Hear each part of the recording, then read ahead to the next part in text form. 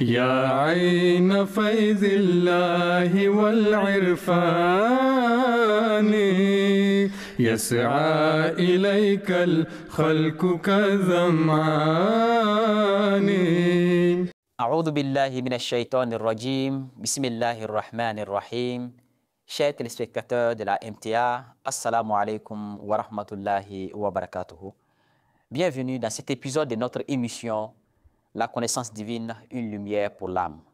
Aujourd'hui, nous allons explorer un sujet fondamental de la quête spirituelle. Le thème d'aujourd'hui, c'est les trois chemins pour découvrir Allah subhanahu wa ta'ala. Ce voyage intérieur à la fois profond et inoubliable nous rapproche de notre Créateur et éclaire notre cœur. Nos invités en studio et à distance répondront à des questions essentielles sur ce sujet très crucial qui est les trois chemins pour découvrir Dieu.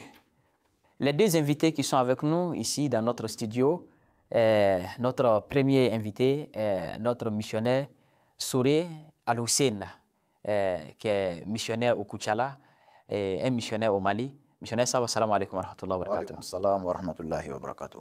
Merci, Jazakumullah, merci d'avoir accepté notre invitation. Également, notre deuxième invité, notre missionnaire qui n'est plus à vous présenter, missionnaire Al-Hassan Kéré, qui est également un missionnaire au Mali. Missionnaire Sahib, assalamu alaikum wa rahmatullahi wa barakatuh. Wa alaikum salam wa rahmatullahi wa barakatuh. Merci, Jazakumullah, merci d'avoir accepté notre invitation. Alhamdulillah, chers téléspectateurs, notre troisième invité est le missionnaire Ibrahim Ouattara, qui est notre invité extérieur, qui est également un missionnaire au Mali. Alhamdulillah, sans plus tarder, nous allons rentrer dans le vif du sujet. Missionnaire Sahib, le thème d'aujourd'hui, c'est, n'est-ce pas, les trois chemins pour découvrir Allah subhanahu wa ta'ala. Notre première question, nous voulons savoir quels sont, n'est-ce pas, les trois moyens pour connaître Allah subhanahu wa ta'ala. Ashhadu an la ilaha illallah wahdahu la sharika lah wa nashhadu anna Muhammadan abduhu wa rasuluhu. Amma ba'd, fa'uz billahi minash shaitanir rajim. Bismillahir rahmanir rahim. Jazakumullah sana jaza pour l'invitation. Je te remercie aussi pour cette très belle question. Alors, la question est, quels sont les trois moyens pour connaître Dieu? Vous savez, le deuxième calife de la communauté islamique Ahmadiyya, qui est Mirza Bashruddin Mahmoud Ahmad Rallah Anou, ici il nous présente trois moyens, trois facteurs, trois méthodes pour pouvoir avoir la connaissance de Allah subhanahu wa ta'ala. Et il les détaille en même temps. Parmi ces moyens-là, la première est de l'implorer, d'implorer Allah subhanahu wa ta'ala. En d'autres termes, en islam, on dit le zikr. Mais ici, quand on parle du zikr, vous savez, le zikr a plusieurs manières, ou a plusieurs dimensions. Parce que la salat que nous le faisons, les 5 prières quotidiennes font partie du zikr, selon le Saint-Coran. Par exemple, pour laquelle le Saint-Coran nous dit Fahakim salat al-zikri. Observez la prière comme un moyen du zikr.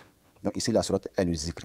Maintenant, en parlant aussi du zikr, le Saint-Coran nous dit Walezina yazkuruna Allaha qiyaman wa qu'udan wa ala junubihim wa yatafakkaruna fi khalqi samawati wal ardi. Ici, le Coran s'adresse aux hommes élus de Dieu. Les hommes de Allah sont les hommes élus de Dieu. Il dit quoi? Il dit ce sont ces gens-là. Ils se souviennent de Allah en étant qiyaman, en étant arrêté, wa qu'udan, en étant assis, wa ala junubihim, en étant assis sur leur côté, wa yatafakkaruna, ils reflètent dans la création des cieux et de la terre. Maintenant, ici, il y a trois grands facteurs qui sont mentionnés. Qu'udan, qiyaman, qu'udan, wa junubihim. Et ces trois facteurs, on peut uniquement l'apprécier, ou le recevoir, ou l'obtenir dans la salat. Dans la salat. Par exemple, la Saint-Coran dit Fahakim salat les zikri. Et dans la même salat, le Saint-Coran nous dit Wasjud waqtarib. Quand vous procédez à Allah, vous vous rapprochez de Dieu. Donc c'est à travers la salat que l'homme s'approche de Dieu. Et à travers la salat aussi que l'homme aussi peut avoir une vie d'intimité avec son Créateur, Allah subhanahu wa ta'ala. Par exemple, laquelle le deuxième calife de la communauté islamique Ahmadiyya dit le premier moyen est le zikr. Maintenant, sans plus tarder, allons-y dans le deuxième moyen maintenant, ou le deuxième facteur. Il dit le deuxième facteur est de fournir des efforts. Vous savez, dans tout succès, dans tout travaux, l'effort est le premier principe. Parce que sans l'effort, on ne peut rien y faire. Par exemple, la question qu'on nous dit, dans notre Ankebut, verset 60, Wa'alezina jahadu fina. Il dit, ceux-là, tu luttes contre ma volonté. La nahadihanahum subalanana. Ceux-là qui luttent pour ma cause. pour ma cause. Fina pour ma cause. La nahadihanahum. Ici, le la, en arabe, il appelle le lam, le qasam. C'est certes. Okay. Certes, la nahadihanahum subalana. Dieu prend l'engagement de le guider vers sa voie. Donc, vous savez, ici, le djihad a été dit. Le djihad, ici, veut dire quoi, l'effort. C'est-à-dire, l'effort est très important. Par exemple, laquelle le deuxième calife dit quoi? Il dit, pour avoir la connaissance d'Allah, le deuxième facteur est l'effort. Maintenant, sans plus tarder, on est maintenant dans le troisième facteur, de quoi? Ça dépend des mesures appropriées. C'est-à-dire, ce qui est bon, ce qui n'est pas bon, ce que Dieu dit de faire, on doit le faire. Ce que Dieu dit de laisser, on doit le laisser. Maintenant, après cela, le deuxième calife de la communauté islamique, toujours, il nous donne des conseils. Il dit quoi? Il dit, ces points-là, ces points mentionnés-là, on doit les utiliser avec beaucoup d'efforts. Il dit, parce que notre succès se repose là-dessus. Donc voilà, en bref, ce que le deuxième calife de la communauté islamique nous dit, pour ces trois moyens pour pouvoir atteindre notre créateur Allah subhanahu wa ta'ala, qui prend le premier de l'implorer, oui. Deuxièmement de fournir des efforts, oui. Troisième, c'est de prendre les mesures appropriées. Jazakumullah Hassan Jaza, vraiment merci beaucoup pour ces explications. Si nous comprenons bien, les trois moyens pour découvrir Allah, pour connaître notre créateur, c'est d'abord le dhikr, qui est le rappel d'invoquer Allah, d'implorer Allah subhanahu wa ta'ala, et cela se trouve dans la salat. Parce que Allah subhanahu wa ta'ala a mentionné trois positions dans lesquelles les croyants ou bien incroyants se trouvent pour se rappeler, n'est-ce pas, ou pour méditer sur la création d'Allah subhanahu wa ta'ala. Et ces trois positions-là se trouvent dans la salat. Et le deuxième moyen, c'est, n'est-ce pas, l'effort. Voilà, l'effort. C'est-à-dire donc pour rentrer dans une communion, pour rentrer en communion avec notre Créateur, il faut faire des efforts, il faut fournir des efforts. On ne s'assoit pas les bras croisés en espérant que c'est un cadeau comme ça, qu'un jour, on va ramasser ça sur le chemin. Non, mais il faut fournir des efforts, il faut te donner même à la chose entièrement, n'est-ce pas, pour obtenir cette chose. Tout comme toute chose dans ce monde, tout ce qu'on veut avoir dans ce monde, il faut lutter pour ça. Il faut te lever matin, il faut te lever tôt. Pour ça, il faut te consacrer, donner ton temps à cette chose-là pour pouvoir l'avoir. Et le troisième moyen, c'est les mesures appropriées. Voilà, ça aussi, c'est très nécessaire. On peut prendre l'exemple sur les gens, par exemple, qui creusent des puits. Voilà, si vous voulez de l'eau, si vous voulez creuser un puits, vous allez chercher où je peux avoir de l'eau facilement. Sinon, n'importe où vous allez commencer à creuser, tôt ou tard, vous allez avoir de l'eau, n'est-ce pas? Mais il faut choisir la place qu'il faut, voilà, la place appropriée pour, n'est-ce pas, obtenir de l'eau. Voilà, donc ça, c'est dans chaque chose. Quelqu'un qui veut être un menuisier, on sait là où il faut aller apprendre la menuiserie, ainsi de suite. Voilà, donc vraiment, jazakumullah pour cette explication. Nous vous remercions très bien. Donc, ces trois facteurs-là, ou bien les trois moyens dont vous avez expliqué, n'est-ce pas, nous rappelle aussi d'une question que nous avons posée à notre missionnaire Ibrahim Ouattara, n'est-ce pas? La question est de savoir, selon l'islam, est-il possible pour les adeptes d'autres religions, comme le christianisme, l'arianisme, qui aiment Dieu et cherchent à communier avec lui, de réussir, ou échouent-ils si leurs efforts ne suivent pas certaines lois spirituelles? Nous allons écouter ensemble la réponse de notre missionnaire. Selon l'islam, est-il possible pour les adeptes d'autres religions, comme le christianisme, l'arianisme, qui aiment Dieu et cherchent à communier avec lui, de réussir, ou échouent-ils si leurs efforts ne suivent pas certaines lois spirituelles? Alors, vous savez, dans toutes les grandes religions, comme l'islam, le christianisme, l'hindouisme et même l'arianisme, il existe un principe fondamental. Aimer Dieu est une base essentielle Mais cet amour seul ne suffit pas. C'est ce qu'il faut comprendre. Donc cela seulement ne suffira pas pour établir une communion véritable avec lui. Alors, la réussite spirituelle dépend d'un équilibre entre l'amour sincère pour Dieu, alors les efforts personnels et la conformité aux lois, n'est-ce pas, universelles que Dieu a établies. Vous voyez? Donc c'est pour dire que la seule prière ne suffira pas, comme nous l'avons déjà énuméré, mentionné plus haut dans d'autres émissions passées. La seule prière ne suffit pas. Mais il faut passer aussi à l'acte. Il faut poser des actes concrets. Voilà. Donc, il faut aussi tenir compte des lois universelles, n'est-ce pas, qui ont été établies par le Seigneur. Alors, pour comprendre donc ce principe, prenons un exemple concret. Si un étudiant veut réussir à ses examens, il ne suffit pas qu'il désire ardemment de réussir ou qu'il prie avec ferveur. La prière seule ne suffira pas, comme on l'a dit. Le seul désir ardent aussi ne suffira pas. Sans effort, n'est-ce pas, pour étudier sérieusement et se préparer, alors ces prières ne porteront pas de fruits. Vous voyez? Donc, de la même manière, dans le domaine spirituel, ceux qui cherchent à communier avec Dieu doivent aligner leurs prières avec les efforts. Il faut toujours aligner, faire suivre, n'est-ce pas, ces prières par les efforts réels pour se purifier, observer ses commandements et cultiver des qualités comme la patience et la gratitude.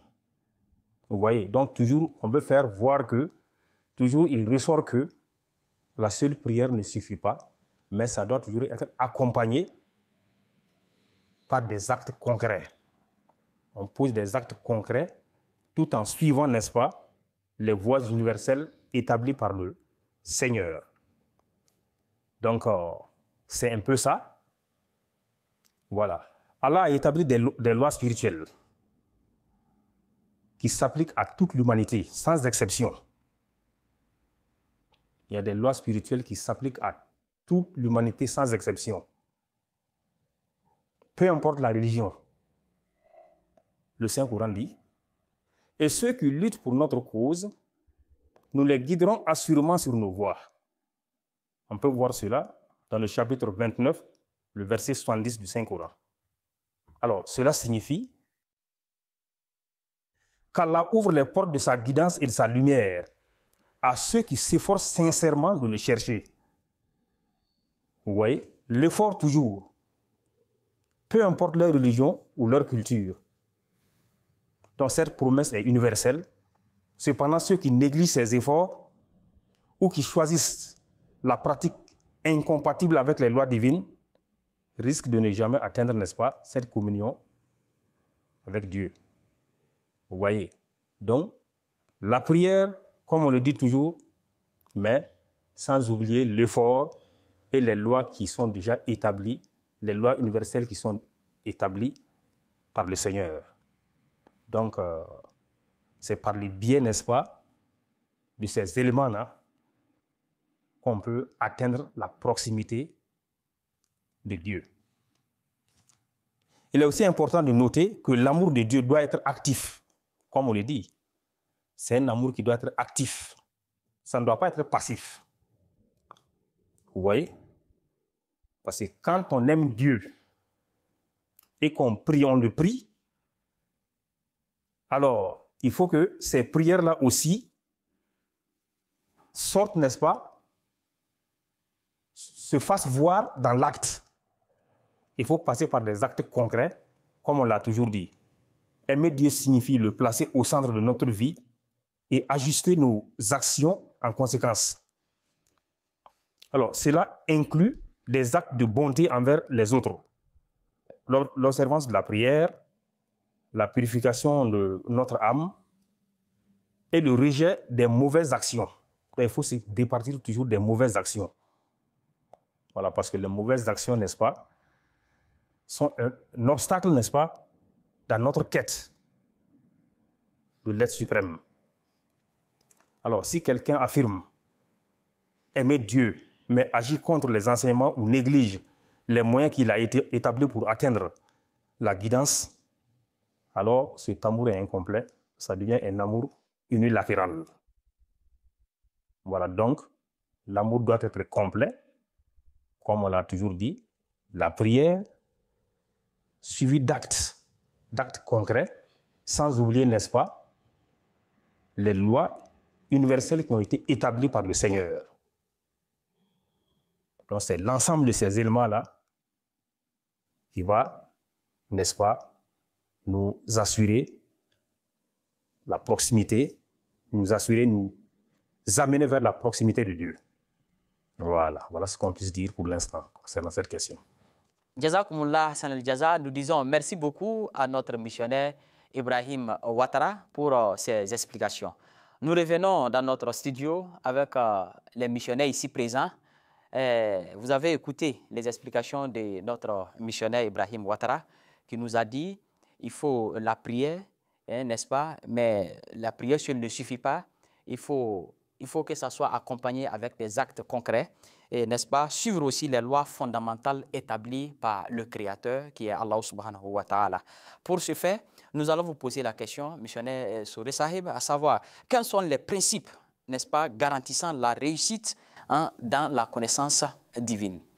Alhamdulillah, alhamdulillah, merci encore plus pour cette deuxième question. Vous savez, les hommes califent toujours. Dans son livre Irfan Ilahi, il nous donne deux règles, deux principes pour avoir la réussite pour pouvoir garantir la réussite dans la connaissance de Dieu. Et parmi ces principes-là, il dit il y a les principes fondamentaux, les principes généraux. C'est la première. Et ici, il nous donne un exemple aussi très simple et très compréhensible. Il dit quoi? Il dit, l'élève se rend à l'école pour acquérir le savoir. C'est-à-dire, il suit le programme de ses études et réussit à passer l'examen.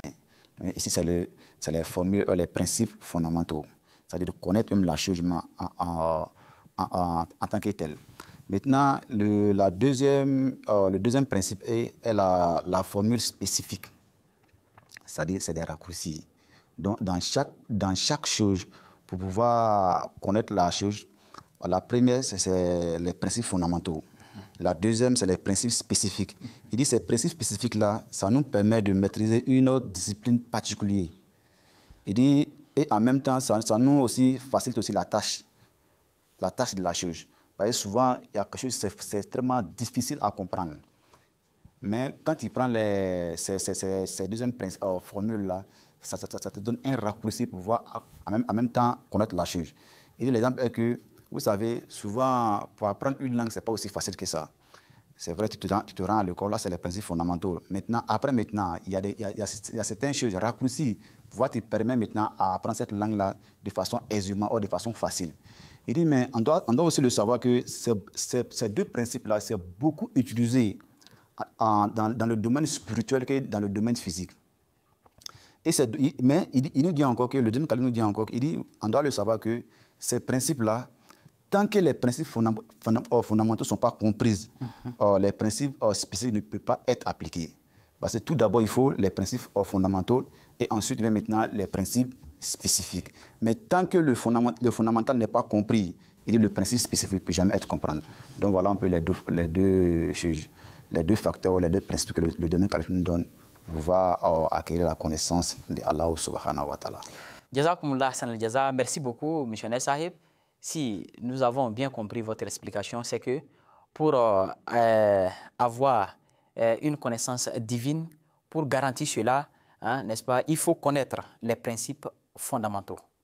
Et après les principes fondamentaux, il faut connaître les principes spécifiques.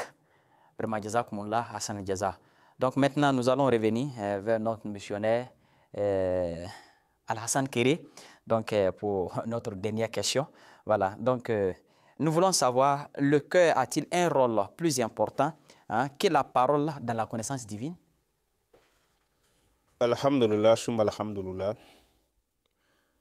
Concernant la marifat ilahi, le cœur a une très grande place, a une très grande importance dans la connaissance divine qui est l'irfan ilahi. Donc il est quasiment impossible d'expliquer en juste quelques mots la marifat ilahi, son essence même en tant que tel. Sinon tout le monde allait le comprendre très facilement. Le Saint-Prophète sallallahu alayhi wa sallam est l'individu qui a le plus d'affection et de sympathie pour l'humanité. Le Saint-Coran, Allah subhanahu wa ta'ala le dit dans la sourate Ash-Shu'ara, le verset numéro 3. La'allaka baqi'un nafsaka alla yakunu mu'minin. Que tu te désoles en en mourir parce qu'il ne croit pas. Le Saint-Prophète sallallahu alayhi wa sallam avait une bienveillance tellement grande envers l'humanité. Il était tellement soucieux du bien-être des hommes. Donc si c'était possible d'expliquer donc la sensation même de l'irfan ilahi, de la marifat ilah, le Saint-Prophète sallallahu alayhi wa sallam allait le faire. Et le Messie premier également, qui est son élève, qui est son serviteur parfait aussi, allait l'enseigner. Et tout le monde voilà, allait l'acquérir. Mais l'irfan ilahi, maintenant cette connaissance-là, ce feeling-là, donc cette sensation-là, on ne peut pas le décrire, c'est inexplicable. Donc c'est une sensation réelle. Au fait, c'est comme vivre en communion avec Dieu, vivre en parfaite intimité avec Dieu. Donc c'est une sensation qui est difficile à expliquer. Voilà. Donc si c'était possible, le Saint-Prophète sallallahu alayhi wa sallam allait le faire, le Messie premier également aussi allait le faire. Et beaucoup de personnes aussi allaient le comprendre très facilement. Voilà, mais c'est une réalité qu'on ne peut pas décrire avec des mots, avec des simples mots, parce que c'est un état au fait. Voilà, donc c'est un état, c'est une sensation, donc c'est un feeling. Comme on le dit souvent, on dit le disciple et puis le maître. Le maître ne peut pas savoir l'état d'esprit de son disciple et vice-versa. Donc c'est quasiment impossible, mais les savants, donc, ils essaient de nous aider en nous expliquant en tout cas les moyens qui peuvent nous permettre d'acquérir l'irfan ilahi. Mais le sentiment, la sensation même de l'irfan ilahi, donc ça c'est quasiment indescriptible. Donc par les simples mots, on ne peut pas expliquer à une personne que celui qui atteint l'irfan ilahi, il a cette sensation, il ressent cela, il vit donc de telle manière. Mais les autres états, on peut les expliquer un peu. Si on parle par exemple l'amour comme ça. Le Saint-Prophète sallallahu alayhi wa sallam, dans sa sainte vie, il y a un jour, il allait rendre visite. Non, il y a un bédouin qui est venu lui rendre visite. Donc, le Saint-Prophète sallallahu alayhi wa sallam, il avait ses deux petits-fils, Hassan et Hussein, qui étaient à côté de lui. Donc, il a embrassé les enfants. Donc, le bédouin, il était surpris. Il dit, messager de Dieu, donc vous faites ça également? Le Saint-Prophète sallallahu alayhi wa sallam, il dit non. Il dit, que puis-je faire si Allah subhanahu wa ta'ala a extrait la sympathie de votre cœur? Donc ça, déjà, l'acte qu'elle a posé, déjà, le fait d'avancer les enfants, de les rapprocher à lui-même, déjà, ça parle de sympathie, ça parle de l'amour, donc ça démontre l'amour qu'elle avait envers ses enfants. Donc maintenant, ça, ce sont les méthodes, ce sont les moyens qui peuvent nous pousser, voilà, ou qui peuvent nous amener à comprendre. Mais le sentiment réel, le feeling réel, c'est la personne vraiment qui a cette expérience-là, donc qui le vit, donc qui peut vraiment en tout cas le sentir, mais c'est difficile à décrire. Donc c'est la raison pour laquelle Hazrat Muslim Maud, qui est le second calife de la Jamaat islamique Ahmadiyya, lui aussi, il va tenter en tout cas d'expliquer, il va nous dire les moyens, voilà, donc pour avoir, donc pour connaître, voilà, donc pour connaître, ou même peut-être même pour essayer de comprendre un peu, mais le feeling en tant que tel, ça vraiment, en mots, en paroles, on ne peut pas expliquer, donc ça se vit dans le cœur. Voilà, donc c'est une question de cœur. Si c'était quelque chose qu'on pouvait décrire aussi facilement, il dit le Saint-Prophète sallallahu alayhi wa sallam, avec sa grande bienveillance, allait le faire. Et le Messie premier également, qui était son serviteur fidèle aussi, donc allait le faire. Et tout le monde, la grande masse, en tout cas la grande masse, allait l'obtenir, mais tel n'est pas le cas. Jazakumullah Hassan al-Jaza, missionnaire Sahib, merci beaucoup pour cette belle explication. C'est une chose vraiment qu'on ne peut pas décrire à quelqu'un, qu'on ne peut pas l'expliquer tant que la personne ne vit pas cette chose. Ce qui veut dire que les saints, les prophètes, eux-mêmes, qui avaient le désir vraiment de pousser leurs adeptes à vraiment obtenir l'irfan ilahi, n'ont pas décrit la sensation qui s'y trouve. Donc vraiment, merci beaucoup. Jazakumullah sanal jaza. Chers téléspectateurs de la MTA, nous vous rappelons que nous étions dans votre émission La connaissance divine, une lumière pour l'âme. Aujourd'hui, notre topic que nous avons discuté était les 3 chemins pour découvrir Allah, un voyage intérieur inoubliable. Sur ce, portez-vous bien, nous vous disons Assalamu alaikum wa rahmatullahi wa barakatuh. يا عين فيض الله والعرفان يسعى إليك الخلق كالظمآن يا رب صل على نبيك دائما في هذه الدنيا وبعث إنساني